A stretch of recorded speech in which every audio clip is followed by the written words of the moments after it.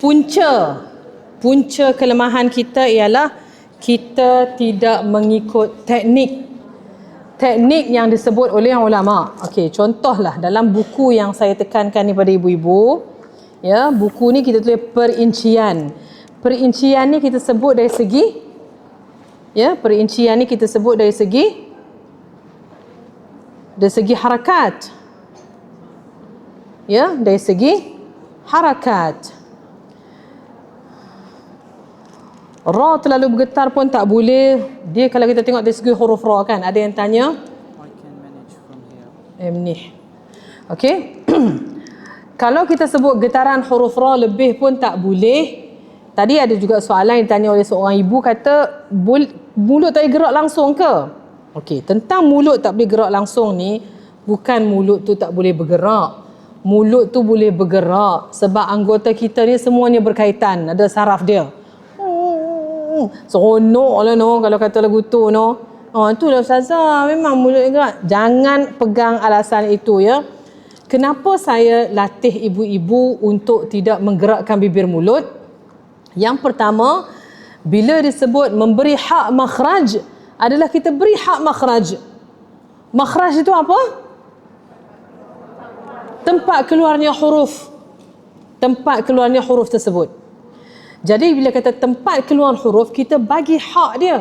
Hak dia untuk huruf ra, dia tak ada kaitan dengan mulut. Mulut dibuka untuk mengeluarkan suara ra. Itu sahaja. Anda makhraj ra. Makhraj ra, nahnu nastakhdim al-lisan faqat. La nastakhdim al-shafah. مثلا انضمام الشفتين إلى الأمام. لا نعطي حق الراء لغير الأعضاء. Kita tak bagi hak untuk huruf ra untuk anggota yang lain. Ya, mulut tugasan dia hanyalah untuk buka sahaja. Tetapi kita cuba menegah pergerakan bibir mulut tu, kenapa? Supaya rahang kita tak tertutup. Supaya apa ibu-ibu? Rahang tidak tertutup. Kalaulah rahang kita tertutup, adakah akan keluar bunyi suara ra tersebut? Dia akan bunyi tak? Tak. Dia tak akan bunyi. Sebab dia dah terkurung. Dalam buku ni ibu-ibu, ini guru saya, ya, Syekh Dr. Aiman Rusdi Suwaid. Dalam buku ni terperinci, dan buku ni jugalah yang saya gunakan untuk mengajar. Ya. Ni dia tunjuk kepingan-kepingan yang digunakan oleh sahabah ketika wahyu Allah diturunkan. Ini dalam bab ni. Kita nak pergi dekat bab makhraj huruf Arab. Kita nak pergi dekat makhraj huruf ra. Tengok dia tunjuk kat kita dulu. Suwarun li a'dha'in nutuq. Ya, gambar rajah sebutan. Ya, gambar rajah untuk anggota sebutan. Tu yang ditunjuk kat kita. Contoh ditunjuk yang pertama, aqsamul halq, bahagian-bahagian kerongkong. Ada berapa bahagian? Ada 3 bahagian. Yang pertama mintiqatu aqsal halq, yang kedua mintiqatu wasatil halq, yang ketiga mintiqatu adnal halq. Mintiqatu tu apa? Kawasan aqsal halq ialah kawasan bawah kerongkong.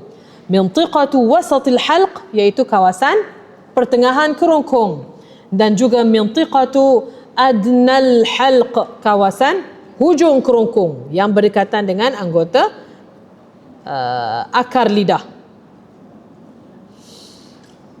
Kemudian ditunjuk pada kita pula rupa lelangit. Ya, lelangit yang berkaitan ni banyak. Antaranya al-lithah, iaitu gusi, muqaddamul hanak, permulaan lelangit, al-hanakul azmi, kawasan lelangit keras, al-hanakul lahmi, kawasan lelangit lembut, yang mana ia berdekatan dengan kawasan anak tekak, al-lahah, iaitu kawasan anak tekak. Ya. Kemudian dia cerita kat kita pasal lidah pula. Lidah ditunjuk belah kanan macam ni cerita dia, belah kiri macam ni cerita dia. Kalau tengok yang sebelah kanan ni, dia tunjuk kita jadhrul lisan, akar lidah. Aqsal lisan, pangkal lidah. Wasatul lisan, bahagian pertengahan lidah. Taraful lisan, daripada bahagian hujung lidah. Ra'sul lisan, iaitu bahagian kepala lidah. Di bahagian tepi yang sebelah kiri pula ditunjuk aqsal hafah, yang bahagian bawah sekali, bahagian tepi lidah, edge of the tongue.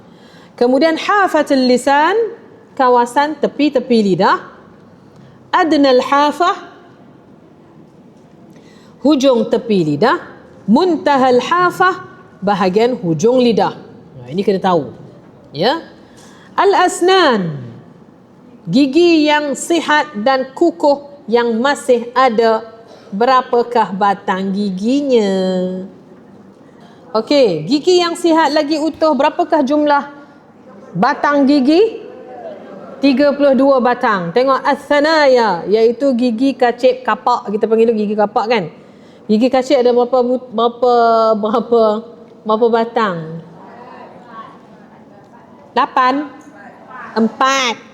Ar-raba'iyat, gigi tepi gigi kacip tengah tu, 4 batang. Al-anyab, gigi Dracula, 4 juga. Ad-dawahik, gigi ketawa. Bila ketawa nampak dia. Nampak. Ya. At-tawahin, gigi yang mengunyah. 12 banyak no. An-nawajiz, gigi yang melumatkan, ada 4. Gigi tu dibagi lumat makanan. Kan Nabi ajak kita makan kan, kunyah berapa kali? Kata orang yang memang betul-betul kunyah 40 kali, badan dia sihat dan dia kurus. Jadi kita cuba tengok lepas ni kunyah betul-betul 40 kali macam ni. Slow. Jangan telan makanan, gelojoh namanya. Tak elok. Okey? Itu al-asnan. Loh, ada pula puisi tentang gigi tu. Tak sangka, tak mau baca. Okey? Oh, pasal apa cerita pasal telinga pula? Tak mau cerita juga. Kita nak pergi dekat makhrajur ra.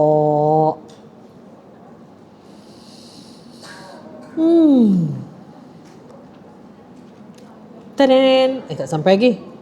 Teren. Sampai dah.